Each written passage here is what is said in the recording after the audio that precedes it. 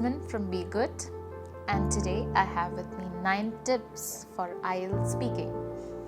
There are a lot of aspects that are involved in IELTS, and I feel no matter how many tips you hear, it's never enough. So this is just our view on a couple of things that might help you. So I would just like to go through them once, and then we will go over each of them in detail. So I'm just going to list out the 9 tips. Develop a global perspective. Develop your logical thinking. Brainstorm and organize ideas. Focus on what you are talking about. Learn the usage of linking words, collocations, and so on. Develop your topic. Small things matter. Be comfortable in communicating effectively in English. Last but not least, radiate confidence. Hi there.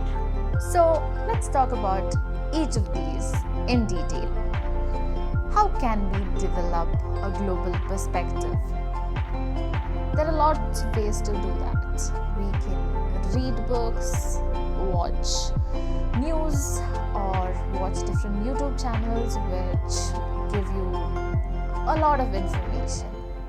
Understand what is your mode of learning, or what is the way that you can best understand things.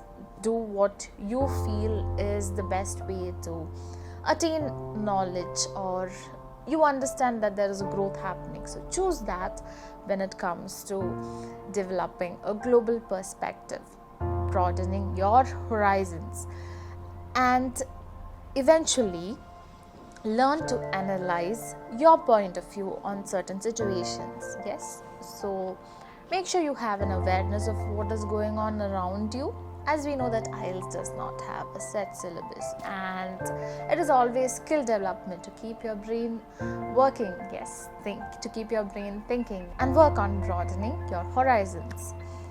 The second point that I had mentioned before was to develop your logical thinking. Yes, to have a subjective or an objective point of view. I will be talking about this in detail in another video.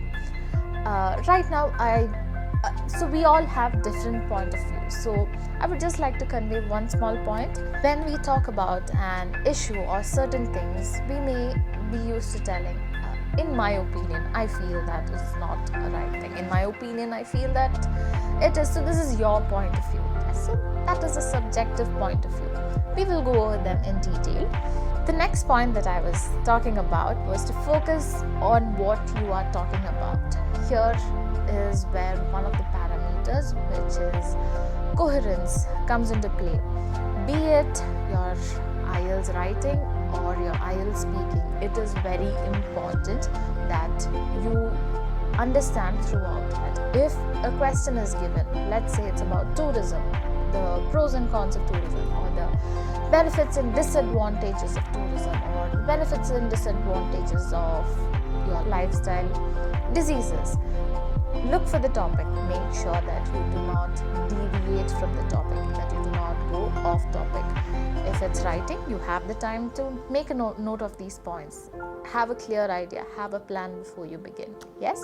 When it comes to speaking, initially in the warm-up section, you're immediately asked questions. So here is where the points that I said before comes into effect, where you can work on developing a global perspective. Listen to more things. Watch various news of different channels, different podcasts. Whatever you feel is the best way that you can attain more information. Keep on learning. Yes, and the next point that I had spoken before was to learn the usage of linking words like collocations. Yes, so collocations basically mean word partners. Like I said before, we will be doing a detailed video on, as this can't be covered in a short time. We will be talking about them in detail later. Develop your topic. It is very important that you have an idea of the topic that is being asked you. When it comes to speaking, you don't have much time. So when you get the topic, so practice beforehand. Yes, so when you get a topic, be it your warm-up questions or your cue card or your two-way discussion.